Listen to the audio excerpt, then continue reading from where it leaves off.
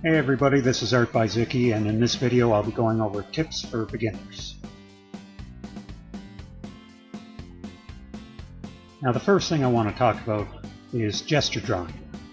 Now what this is basically just drawing stick figure-like characters to convey motion. This is very helpful as practice to keep your characters from looking too stiff on the page. So as a reference right here I have a John Romita Spider-Man leaping onto a building, and basically we're not going for detail at all. We are just trying to do a quick little sketch to show motion. So we have our landmarks here. We have our action line first for our spine, and we have our circles, just basic shapes for our, say, our ribs, our torso, our shoulders, our arms, head, and so forth. Keeping our landmarks, we have our shoulders, elbows, knees, and anywhere that's close to the skin that's not really covered up by muscle. Anywhere where your character is moving. Doing that quickly here. We have Spider-Man looking down from above. Then we start with the spine and the torso. The lower half, the legs. It's good to practice these, say, about a half an hour before you're going to do any other artwork. Even just doodling while you're doing something else. You'll find after doing this for a time, your other artwork will improve, and this is also helpful when you're doing the layouts. This is, it'll get you used to doing different motions, again keeping in mind the landmarks, the shoulders, elbows, knees, things like that, tops of the ankles even.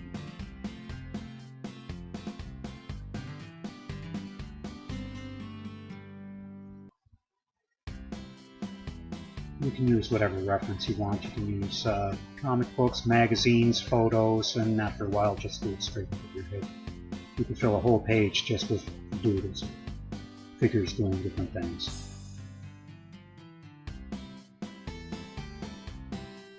Next I want to talk about contour drawing.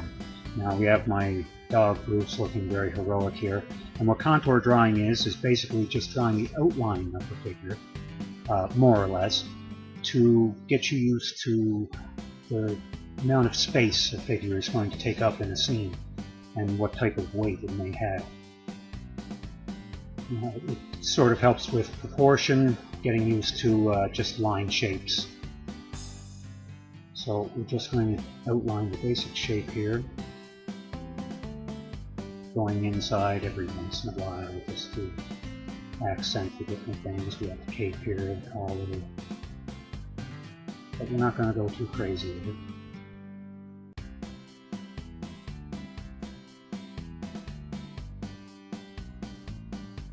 So again, this will get you just used to placing figures in a scene, so that maybe, you know, you don't have figures all clumped together, all looking the same size. It'll give you an idea of perspective and really what composition will work best in your piece.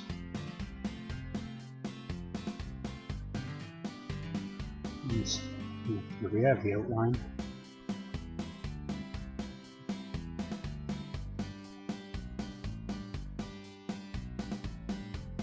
Next I want to talk about drawing upside down, which really is exactly what it sounds like. If you find you're having trouble with your proportions, it's probably because you're focusing too much on the details and trying to do all your details before laying your groundwork. So when you flip the image upside down at first, it sort of tricks your eye into looking at the shapes and the lines rather than exactly what you're looking at. I mean, obviously we can still tell that this is a dog, but when we're drawing it, we're really more focusing on where the nose is and where the eyebrow line is and where the ear is. And I don't suggest finishing the piece this way, but it will help you sort of put things together in close enough proximity that any little tweaks you need to do, you can do once you flip it over. And once I flip this over, you'll see what I mean. Again, not focusing too much on the details, but sort of just placing some of them where they are.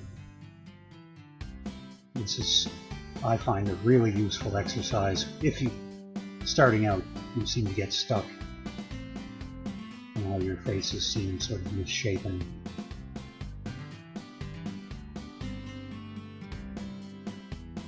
We'll just pop a few more of these in here now.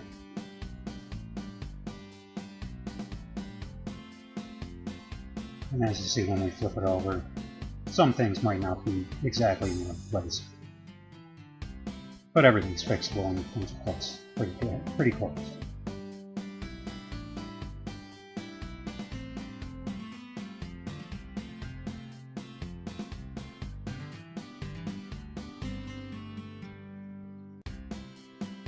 Now, what I want to talk about is using a mirror when you're drawing. Now, I'm doing this digitally, so I'll just be flipping it in the program, but this is a pretty helpful way of checking the proportions of your drawings as well.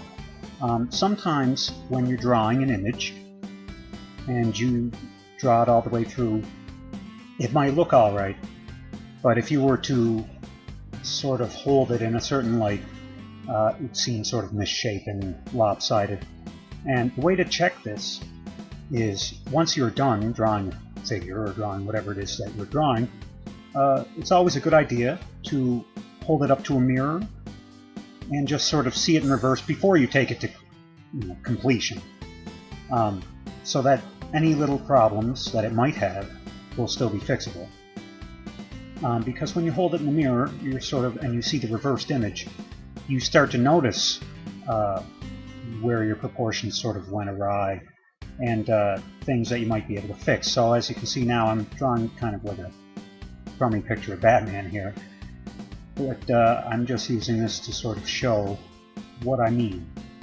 So as I finish up here, I'm going to mirror this image, and we're going to see where it could have been better.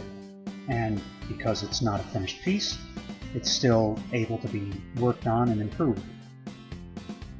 So we just finish up here,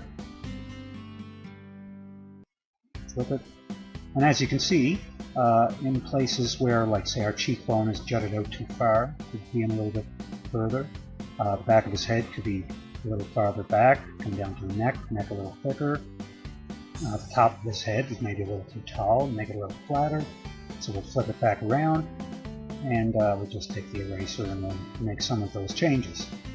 This is something that is a very good thing to do when you're just starting out.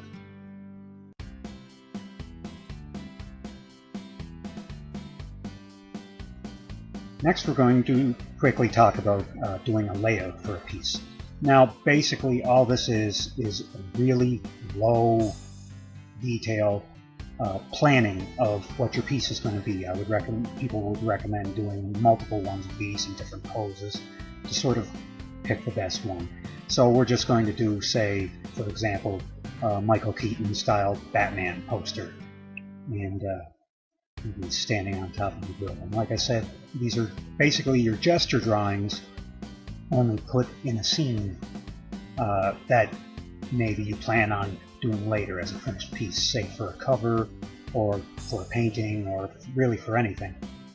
I find these are really helpful to visualize the best way to place a character in a scene. As I said, I would recommend doing upwards of 3 or 4 for each thing that you're going to do. And here we have them on top of the top.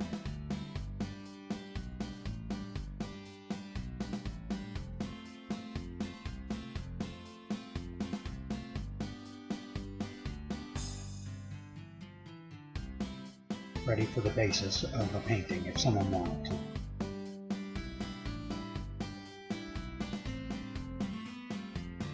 Next, I want to talk about color study. Now, I have here one of my pieces from beginning to end, basically. So the color study is really helpful because basically it's, again, a next step up in detail from your layout, and with a bit of color added to it that you might plan on using in the final piece. I for one, have worked in. acrylic in this particular piece. So we have our color study as the colored pencil in the center, and basically this is the planning stage still for my final piece. Now some things can change. As you can see in my first layout, the hair was a little bit different, so I changed it and made it a bit straighter to sort of give more of the impression of pieces falling. After that, we have, say, the hand. I changed the direction of the hands.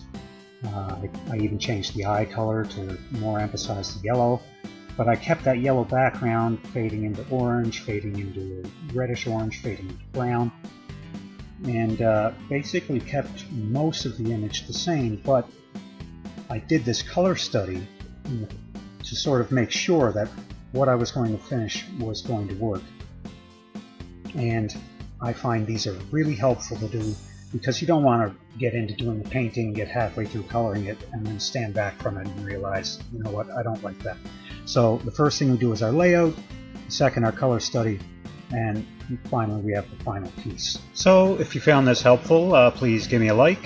If you think someone else would, give it a share, and if you'd like to see more videos like this, go ahead and click subscribe.